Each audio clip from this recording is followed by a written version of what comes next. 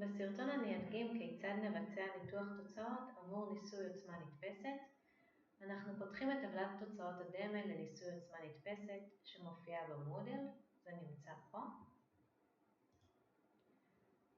הטבלה מראה עבור כל ריכוז סוכרוז שנבדק את ציון העוצמה הנתפסת.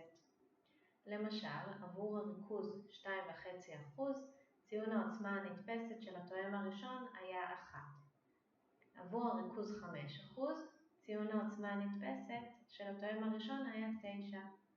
עבור ריכוז 7.5%, הציון היה 24, ועבור הריכוז 15%, הציון היה 50.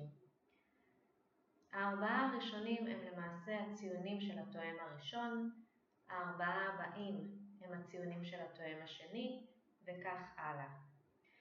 אנחנו מעתיקים את הטבלה הזו לג'אמפ. בואו נפתח את הג'אמפ. אז יש לנו טור ראשון שזה הריכוז.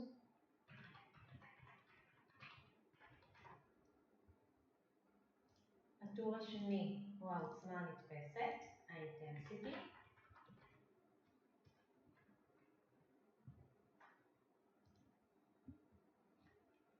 אני מעתיקה.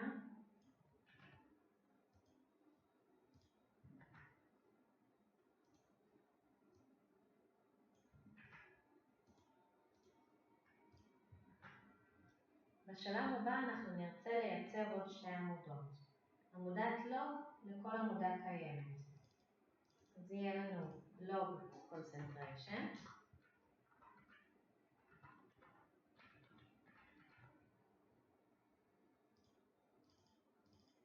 ולוג intensity.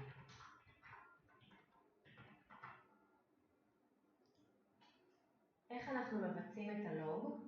אני אתחיל בעמודה של הלוג concentration, אני מסמנת אותה, לוחצת על המקש הימני בעכבר, פורמולה, אני בוחרת מה אני רוצה לעשות עליו את הלוג, אז במקרה הזה זה ה-concentration, זה הריכוז, אני לוחצת על טרנסצנדנטל, לוג 10 ואוקיי. באופן דומה אני עושה לוג לאינטנסיטי, מסמנת את העמודה, קליק ימני, פורמולה, בוחרת את האינטנסיטי כי עליו אני רוצה לעשות את הלוג, לוג 10 ואוקיי. בשלב הבא אנחנו ניצור גרף מעמודות לוג concentration ולוג intensity. לצורך כך אנחנו נבחר באפשרות Analyze בתפריט הראשי, ואז נלחץ על Fit Y by X. לוג concentration יוגדר כ-X, לוג intensity יוגדר כ-Y. נלחץ על OK לאישור. אנחנו נלחץ על המשולש האדום בצד שמאל למעלה. נבחר ב-Fit Line. ואפשר לראות פה מתחת ל-Linear Fit שאנחנו מקבלים את משוואת הגרף. בה אנחנו נשתמש על מנת למצוא את השיפוע, שהוא למעשה מקדם העוצמה הנתפסת של סוכרוז.